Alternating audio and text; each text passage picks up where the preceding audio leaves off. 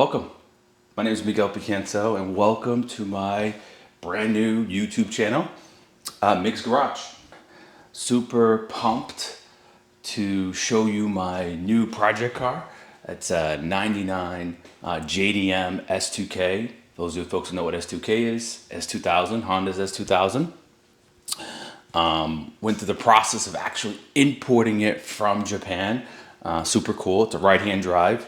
So looking forward to doing tons of work and modification to it. But the video today is really just to, one, start my YouTube channel, and two, really walk you through the process of buying the car and importing it. It surprisingly wasn't as bad as it seems. And there's a ton of options out there. If you do want to buy a JDM right-hand drive car, there's dealers that import it and you can buy it from them. And like anything else, most dealers have to make a profit, so they're going to change the price to get some profits. But regardless, if you are looking to import your own vehicle, it is not that hard and it's totally doable.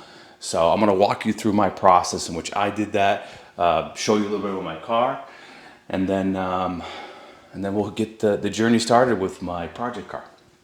So let's get to it. Started the process back in June. And went on a website called beforward.com. I'll put that website in the description. If you folks do some research on Be-Forward, you'll see a lot of feedback on the on the process of buying a car. Some good, some bad, like anything else. But I will tell you, Be-Forward was super easy to deal with.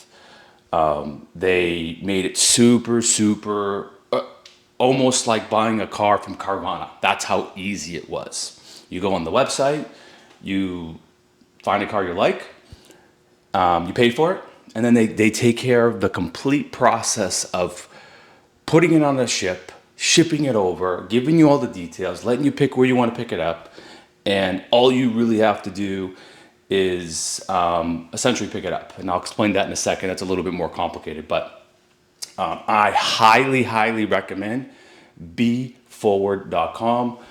They were easy to deal with. I know some people on the forums talk about how they're not responsive. They are responsive, just like anything else. When you buy a used car, especially a 25-year-old used car, you get what you get. It's not brand new. And it's like buying a car and shipping it to you from a different state. If you don't look at the car before you buy it, you're gonna get surprises, right? Now, I will tell you, I'm very pleased with what I got, but it's a 25-year-old car. And those of you folks that don't know, if you need to import a car and you want to drive it, it has to be 25 years or older. So that's why I had to get a 99. Otherwise, I would have got something newer.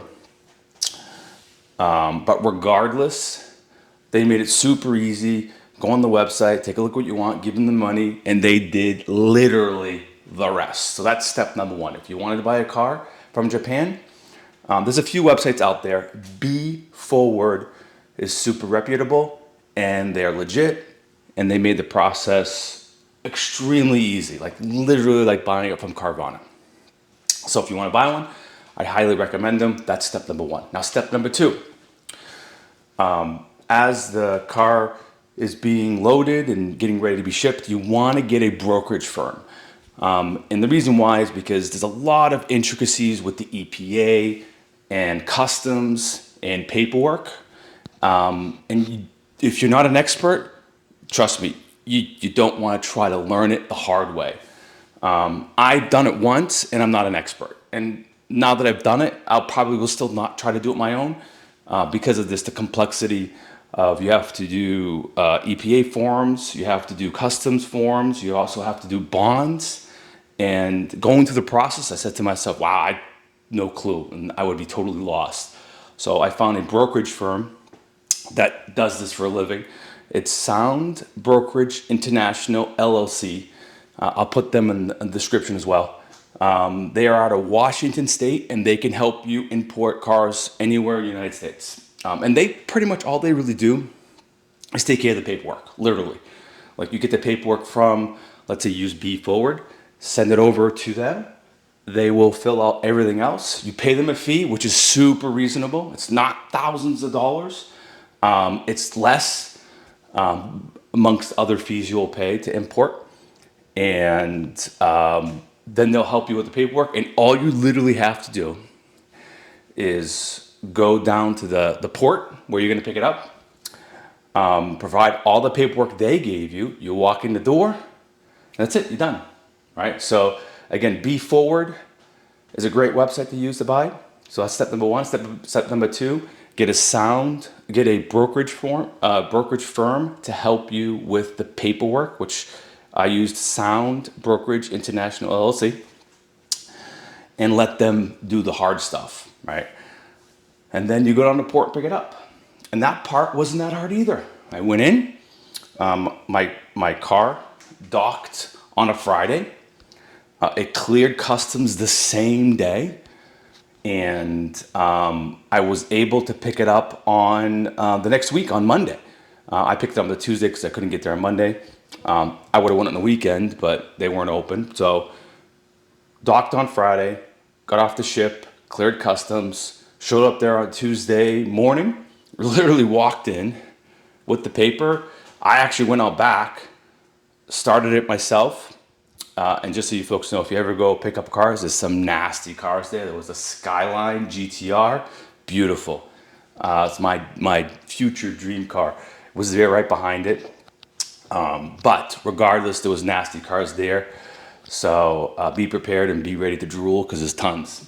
Regardless, started it, brought it to the front, gave me my paperwork out. It took me longer to load the car in the trailer than it was to actually get it out of the port. That process was super easy. Then I went to customs, got my paperwork stamped. Again, super easy because Sound Brokerage International LLC made it super easy. Then I was done, literally done. That process, honestly, of going to pick it up, going to customs, and just coming home was 30 minutes, literally, super, super easy. So just take it from me, the process was not super hard. It took time. I started the process in June. I picked it up in middle of September. So you can see the timing there, right? It's not going to be instantaneous. It's not going to be overnight. So you have to be patient.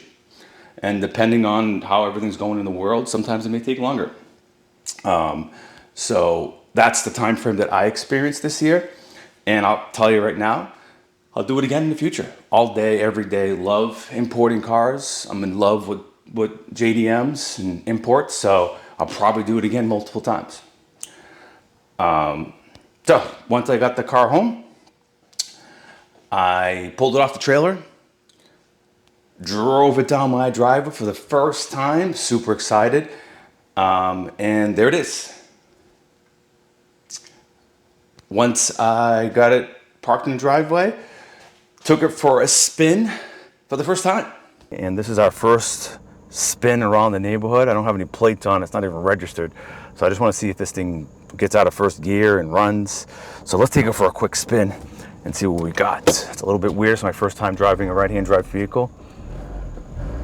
So let's see how this thing goes. Fingers crossed, all right? It idles, so we got some idle out of it. Let's see. All right, so it's moving, a little rattling, but not a big deal. All right. Okay, all right, it takes off, which is good, all right. With the driveway, let's see if I can piss off my neighbors because it's not registered and I'm sure I want to get it up a little bit higher on VTEC. So let's see if I can get it on VTEC. All right, here we go. Oh yeah, baby. It's going. Got it to about 70 miles an hour. Seems to be making a little rattling noise, but who the hell knows what that is? Could be heat shield or something, but overall, it seems to be working okay. Let's see if I can get this thing a little bit higher on the revs.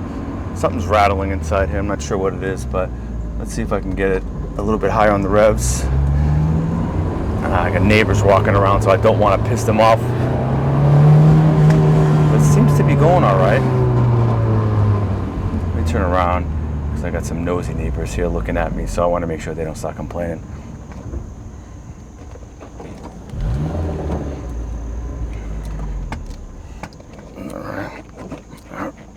reverse. A little awkward because the shifter's in a different spot. So let's see. All right, here we go. First gear, back. Okay, she runs. She hit VTEC, she runs. This thing runs like a champ. I'm pumped. The seat's a little bit tight. It's a bride seat, and holy cow, it's tight, but it runs good. And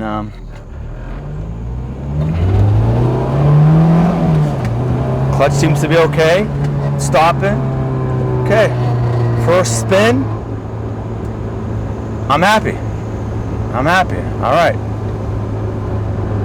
Kind of bought it on a whim, came from Japan. Who knows what I was going to get. Overall, it's revving. It's running smooth. Little rattle underneath, but it's a 99. Who the hell knows? It could be anything. All right, pull back in the driveway. That way my neighbors won't call the cops. And I'm gonna wash it. Was what I'm gonna do next because it's actually quite dirty.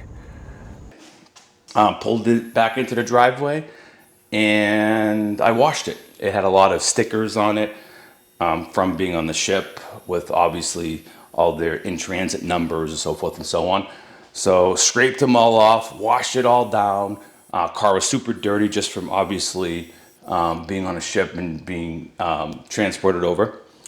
And got it all cleaned, and that's it. We're ready to go. All right, folks, there it is. I know you saw it on the video a little bit in the side, but what I'm gonna do now is I'm gonna take you through a little bit of a walkthrough to show you the 1999 Honda S2000 imported from Japan.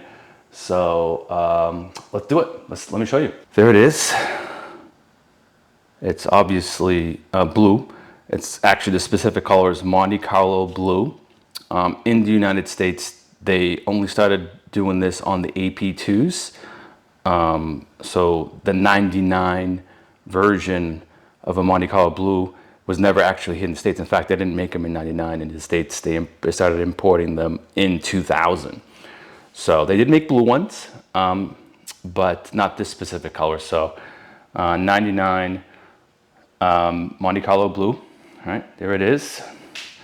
Overall, you know, pretty good shape. Not super. I'm very pleased with what I ended up getting. Let's see if I can zoom out a little bit here. All right, it's got some Volk rims. Super excited. Probably do some different ones, a little bit wider. 17s to be specific. Top's in good shape overall. Car does need a little bit of work. Some of the bumpers are a little bit scratched, right? That's okay. My intent was to do wide body and the new fenders, a little wider fenders. Not sure which ones I'm going to do yet, but overall, decent shape, right? Bumper's got a little bit of a couple of dings at the bottom there, right? It's okay. Again, I'm going to be doing a new bumper, so not super worried. Overall, decent shape. Pretty pleased. Hard tops in, not hard tops, or soft tops in good shape.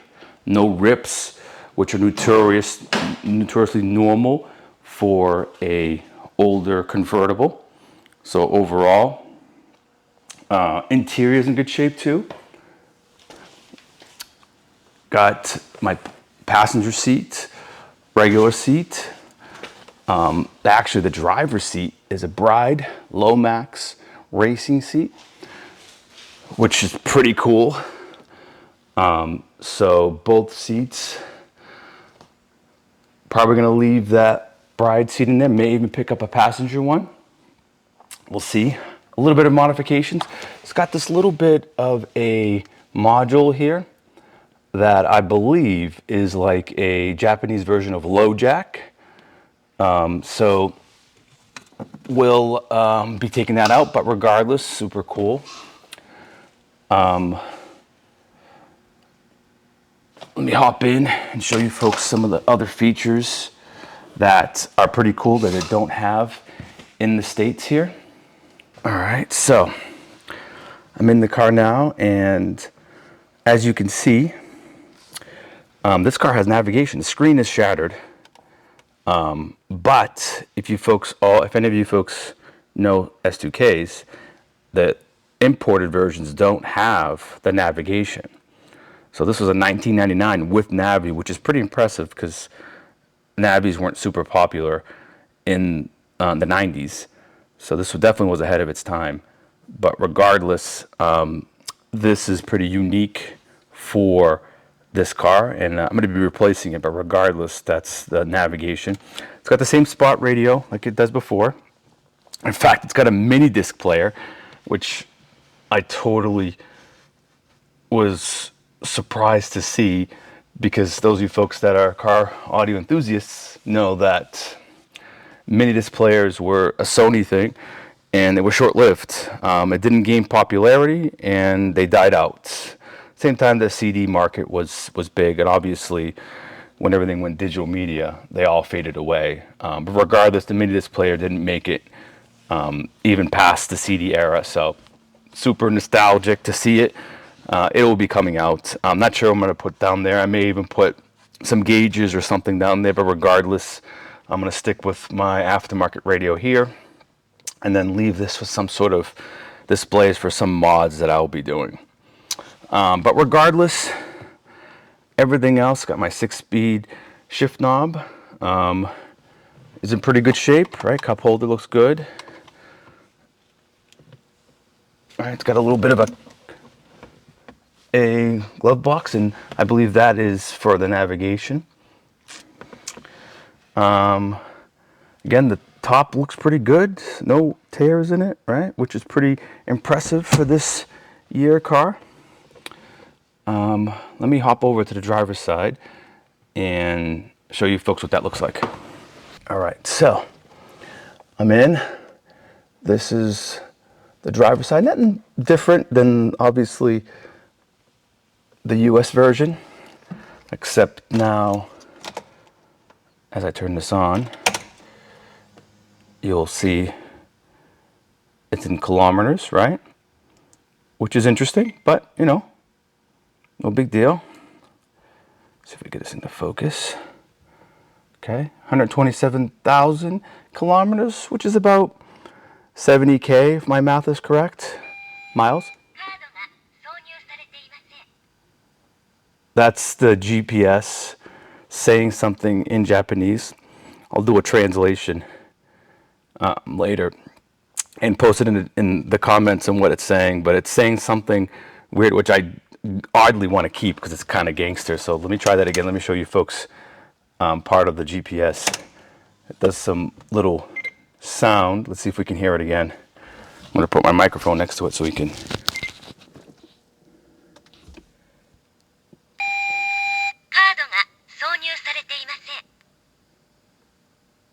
All right, super cool.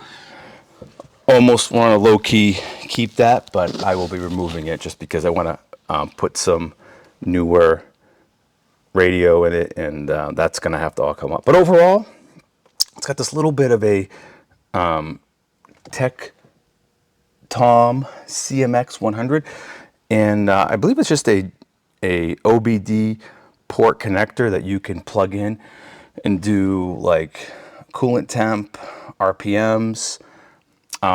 So I may move that and put that over in the little cubby where the radio is now. I may remove it. Depends on what direction I go in as it pertains to, you know, my modifications. But overall, super happy with the purchase, and excited to get started with my modifications.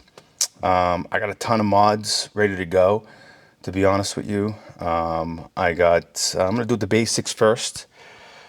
I'm going to start off with an alarm. Put an alarm in. I'm going to do it myself. I'm going to put a Pioneer double-din radio where the Navi is. I got a backup camera that goes into the license plate light I'm going to be installing. I'm going to be doing some of the basics, subwoofers, a 4-channel amp, some new speakers, and I'll do a video for each one. On top of that, I will be doing air suspension. I'm gonna bag it because I want to put this thing on the ground. Body work, new wide body.